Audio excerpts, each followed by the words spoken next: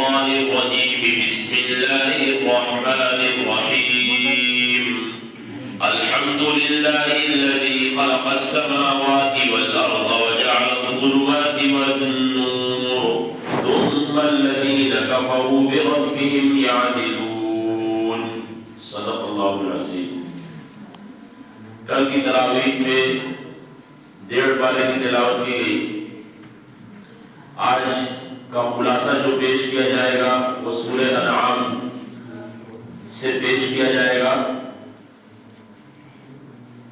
اس سورت کے تعلق سے بات آتی ہے کہ یہ سورت مکی سورتوں میں سے ایک سورت ہے. ہم سب کو یہ بات معلوم ہونا چاہیے کہ مکی سورتیں وہ سورتیں کہلاتی ہیں جو ہجرت سے پہلے نازل ہوئی ہو، چاہے وہ مکے کے اندر نازل ہوئی ہو یا مکے سے باہر نازل ہوئی ہو. اسی طرح مدنی صورتیں وہ صورتیں کہلاتی ہیں جو ہجرت سے لے کر آپ کی وفات تک نازل ہوئی ہو، چاہے وہ مدینے کے اندر نازل ہوئی ہو یا مدینے سے باہر نازل ہوئی ہو. عام طور پر لوگ اس میں غلطی کرتے ہیں کہ مکی صورتیں وہ صورتیں کہلاتی ہیں جو مکے میں اتری ہو، فوراً کہہ دیتے ہیں، اور مدنی صورتیں وہ صورتیں کہلاتی ہیں جو مدینے میں اتری ہو. حالانکہ یہ صحیح نہیں ہے. صحیح وہ ہے جو ہجرت سے پہلے نازل ہوئی ہو وہ مکی ہے، اور جو ہجرت سے لے کر آپ کی وفات تک نازل ہوئی ہو وہ مدنی ہے. اس صورت کے اندر توحید، رسالت اور آخرت کا ذکر کیا گیا ہے، اور مشرکین مکہ کے اعتراضات کے جوابات دیے گئے ہیں، اور عام طور پر ان کے مشرکانہ عقائد میں جو وہ چیزیں شامل کر رکھے تھے، جیسے کھیتیوں کے اندر الگ الگ حصے بنا رکھے تھے، کچھ حصے اللہ کے، کچھ حصے اپنے بتوں کے، تو ان کے تعلق سے بیان کیا گیا ہے.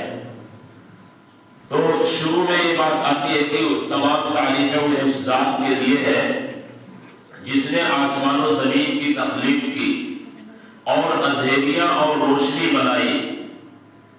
اور وہ لوگ جو کافر ہیں وہ اپنے پروردگار کے ساتھ برابری میں دوسروں کو شریک ٹھہراتے ہیں. دیکھیے، اگر ہم دیکھیں تو مجوسیوں نے شر اور خیر دونوں کے الگ الگ خدا انہوں نے بنا رکھے ہیں. یزدان جو ہے یہ خیر کا خدا ہے، وہ یہ کہتے ہیں، اور شر کا جو خدا ہے وہ اہرمن ہے. خود ہندوستان کے مشرکین کے 33 کروڑ خدا ہے. 33 کروڑ بتوں کی یہ لوگ پوجا کرتے ہیں، انہیں خدا مانتے ہیں. خدا لوگ جو ہے تسلیم کر رکھے ہیں. آگے اللہ تبارک و تعالیٰ فرما رہے ہیں پھر ہر ایک کی ایک مدت متعین کر رکھی ہے دنیا میں، جس کے بارے میں کسی کو نہیں معلوم. لیکن اگر کسی کا انتقال ہو جاتا ہے تو لوگ یہ سمجھتے ہیں کہ اس کی مدت دنیا میں زندہ رہنے کی اتنی تھی، لیکن وہ دوسری زندگی جو ہے اس کے بارے میں صرف اور صرف اللہ کو معلوم ہے. اور وہ لوگوں کو بس اتنا ہے کہ قیامت کب آئے گی، قیامت آنے کے بعد اسے دوسری زندگی ملے گی. یہ لوگ ہمیشہ کفار مشرکین یہ بات کہا کرتے تھے، کفار و مشرکین یہ بات ہمیشہ کہا کرتے تھے کہ تم تو ہم جیسے ایک انسان ہو. اگر تمہارے اوپر کوئی فرشتہ اتر کر آ جائے تو ہم اس کی بات مان لیں گے. کوئی فرشتہ آ کر ہم سے گفتگو کرے کہ بھائی تم ایمان لے آؤ، میں اللہ کی طرف سے بھیجا گیا ہوں، تو ہم تمہاری بات مان لیں گے. اللہ تبارک و تعالیٰ فرما رہے ہیں کہ اگر ہم کسی فرشتے کو اتارتے ہیں تو یاد رکھو تمہارا ایمان جو ہے دیکھ کر لانا ہو جائے گا، اور اس وقت تمہارا ایمان قبول نہیں ہوگا. اور اس وقت اگر تم قبول نہیں کرو گے ایمان تو تمہارا کام تمام کر دیا جائے گا. آگے اللہ تبارک و تعالیٰ فرما رہے ہیں کہ ان سے آپ کہہ دیجئے کہ یہ زمین میں چلے پھرے اور دیکھیں ان سے پہلے کتنی امتیں اس دنیا سے جا چکی ہے، ان کا انجام کیا ہوا جھٹلانے والوں کا. اسی طرح آگے اللہ تبارک و تعالیٰ فرما رہے ہیں یہ لوگ آپ کو ایسے ہی جانتے ہیں جس طرح یہ لوگ اپنے بیٹے کو پہچانتے ہیں. اپنے بیٹوں کو جس طرح یہ پہچانتے ہیں ویسے آپ کو پہچانتے ہیں. تو ان کا کام یہ ہے کہ آپ پر ایمان لائے، لیکن پھر بھی یہ لوگ آپ پر ایمان نہیں لا رہے ہیں. آگے آگے اللہ تبارک و تعالیٰ نے ارشاد فرمایا کہ یہ لوگ دنیاوی زندگی کو سب کچھ سمجھ رکھے ہیں اور یہ کہتے ہیں کہ ہمیں دوبارہ زندہ نہیں کیا جائے گا.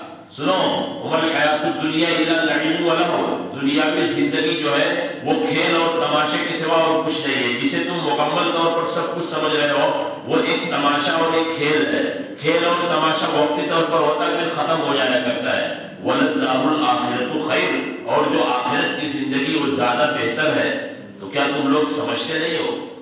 اسی طرح آگے اللہ تبارک و تعالیٰ نے ارشاد فرمایا اپنے جو قدرت کے دلائل دیتے ہوئے، وَعِندَهُ مَفَاتِحُ الْغَيْبِ، اور اسی کے پاس غیب کی کنجیاں ہیں. یعنی غیب وہ چیز جو پیش آنے والی ہے، جو واقعہ ہونے والا ہے، اس کا علم صرف اور صرف اللہ کو ہے، جسے صرف اور صرف اللہ ہی جانتا ہے. اور جتنے بھی پتے درخت سے زمین پر گرتے ہیں اس کا علم صرف اور صرف اللہ کو ہے. اور خشکی اور تری کے اندر جتنی بھی چیزیں پیش آتی ہیں ان سب کا حکم ایک کتاب کے اندر جو کھلی ہوئی کتاب ہے درج کیا ہوا ہے. آگے اللہ تبارک و تعالیٰ ارشاد فرماتے ہیں حضرت ابراہیم علیہ السلام کے تعلق سے کہ ابراہیم علیہ السلام نے اپنے باپ آزر سے کہا، یہ کہا کہ کیا تم نے چند چیزوں کو اپنا معبود بنا رکھا ہے اللہ کو چھوڑ کر؟ میں تو تمہیں کھلی ہوئی گمراہی میں دیکھ رہا ہوں. پھر آگے اللہ تبارک و تعالیٰ نے حضرت ابراہیم علیہ السلام کے متعلق وہ باتیں عرض کی کہ جب حضرت ابراہیم علیہ السلام نے سب سے پہلے ستارے کو دیکھا، وَكَذَلِكَ نُرِي إِبْرَاهِيمَ مَلَكُوتَ السَّمَاوَاتِ وَالْأَرْضِ، ہم ابراہیم علیہ السلام کو آسمان و زمین کا نظارہ کراتے ہیں.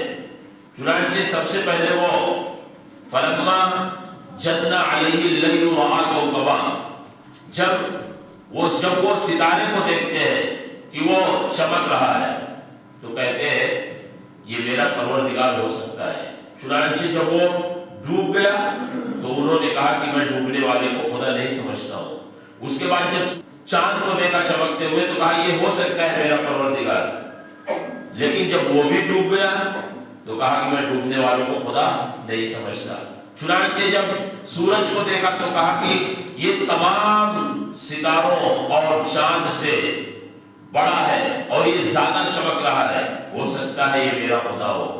چنانچہ جب وہ بھی ختم ہو گیا، ڈوب گیا، تو آپ نے فرمایا کہ میں ڈوبنے والوں کو خدا نہیں سمجھتا.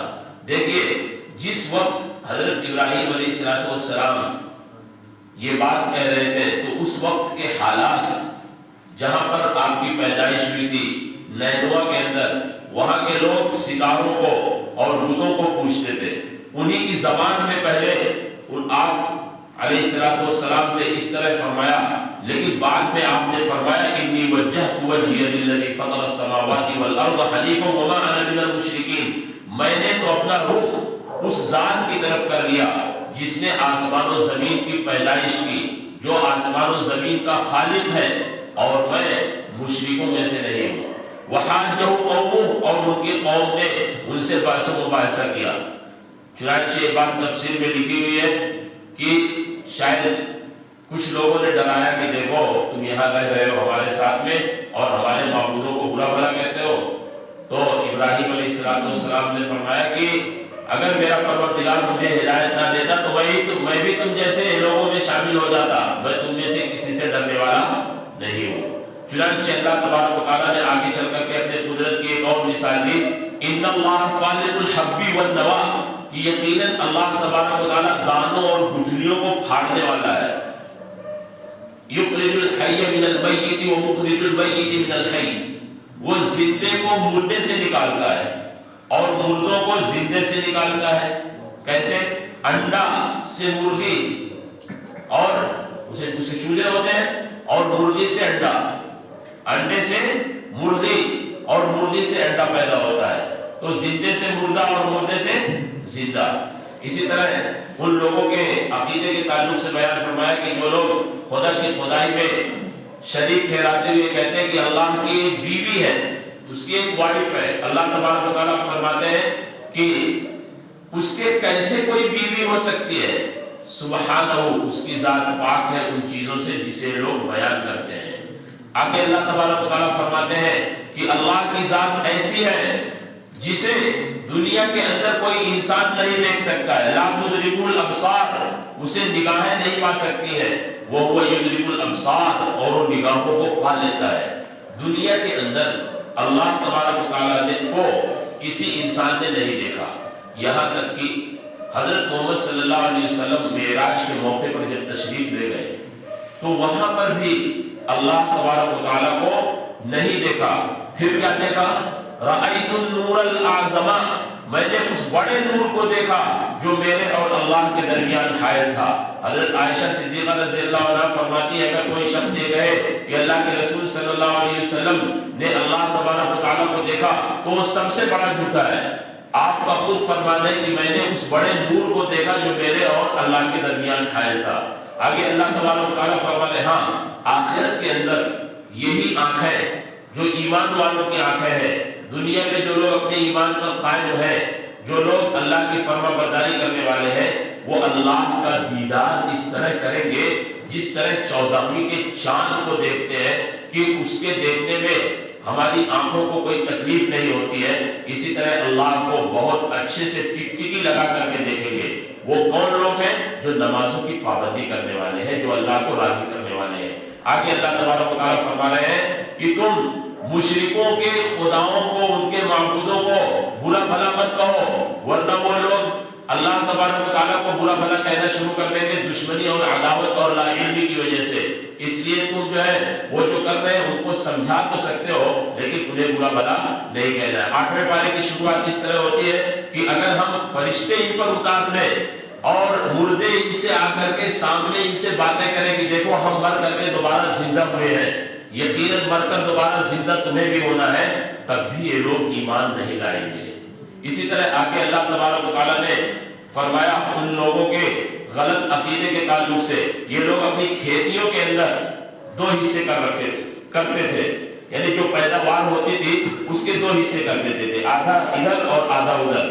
آدھا جو ادھر والا ہوتا تھا وہ اپنے معبودوں کے نام کر دیتے تھے، اپنے بتوں کے نام کر دیتے تھے، اور ادھر کا جو حصہ ہوتا تھا وہ اللہ کے نام کر دیتے تھے۔ جو اللہ والا حصہ ہوتا تھا وہ خرچ کرتے تھے فقیروں پر، وہ خرچ کرتے تھے اپنے مہمانوں پر، لیکن اگر ان کے بتوں والا کچھ حصہ اللہ کی طرف مل جاتا تھا، یعنی آدھا آدھا جو رہتا تھا، آدھے میں سے کچھ زیادہ اللہ کی طرف چلا گیا تو وہ نکال کر ادھر کر لیتے تھے، لیکن اگر اللہ کا کچھ حصہ ادھر چلا گیا تو وہ لوگ نہیں نکالتے تھے، کہتے تھے کوئی حرج نہیں ہے۔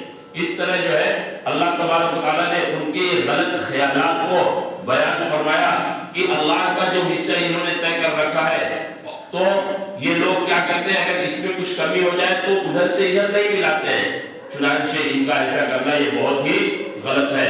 اسی طرح آخر میں اللہ تبارک و تعالیٰ نے ارشاد فرمایا کہ یہ لوگ بہت سارے گناہ کرتے ہیں، ان گناہوں میں سے ایک بڑا گناہ یہ ہے کہ یہ لوگ اپنی اولاد کو قتل کر دیا کرتے ہیں۔ اسی طرح آگے اللہ تبارک و تعالیٰ نے ارشاد فرمایا کہ میرا جو راستہ ہے وہ سب سے سیدھا راستہ ہے۔ قل اننی ہدانی ربی الی صراط مستقیم دینا قیما ملت ابراہیم حنیفا، وہ ایسا سیدھا راستہ ہے جو حضرت ابراہیم علیہ السلام کے طریقے والا راستہ ہے، اور ابراہیم علیہ السلام ہر چیز سے یکسو ہو کر صرف اور صرف اللہ کی عبادت کرتے تھے۔ آگے اللہ تبارک و تعالیٰ نے ارشاد فرمایا کہ من جاء بالحسنۃ فلہ عشر امثالها، جو آدمی ایک نیکی کرے گا تو اسے اس جیسے 10 نیکیوں کے برابر بدلہ ملے گا۔ پھر آگے اللہ تبارک و تعالیٰ نے ارشاد فرمایا کہ آپ کہہ دیجئے میری نماز اور میری قربانی اور میرا مرنا اور میرا زندہ رہنا سب کچھ اللہ تبارک و تعالیٰ کے لیے ہے۔ سورت کے اخیر میں اللہ تبارک و تعالیٰ یہ بات ارشاد فرماتے ہیں وہی وہ ذات ہے جس نے تمہیں زمین کا جانشین بنایا، زمین کے اندر تمہیں خلیفہ بنایا اور تمہیں درجات کے اعتبار سے ایک دوسرے کو فوقیت دی۔ وَهُوَ الَّذِي جَعَلَكُمْ خَلَائِفَ وَرَفَعَ بَعْضَكُمْ فَوْقَ دَرَجَاتٍ لِيَبْلُوَكُمْ، تاکہ وہ تمہاری آزمائش کرے، تمہیں آزمائے۔ اور آخر آخر میں اللہ تبارک و تعالیٰ فرماتے ہیں کہ تمہارا پروردگار بہت زیادہ بخشش کرنے والا بڑا مہربان ہے۔ اسی پر سورہ انعام کا اختتام ہوتا ہے۔ اللہ تبارک و تعالیٰ ہم سب کو صحیح طریقے پر قرآن کریم پڑھنے سمجھنے اور اس پر عمل کرنے والا بنائے۔ قرآن کریم کے ذریعے ہمارے شہر ملک اور عالم اسلام کے حالات تبدیل فرمائے۔ سبحان اللہ و بحمدہ، سبحانک اللہم و بحمدک، اشہد ان لا الہ الا انت، استغفرک و اتوب الیک۔ سبحان ربک رب العزۃ عما یصفون، وسلام علی المرسلین والحمد للہ رب العالمین۔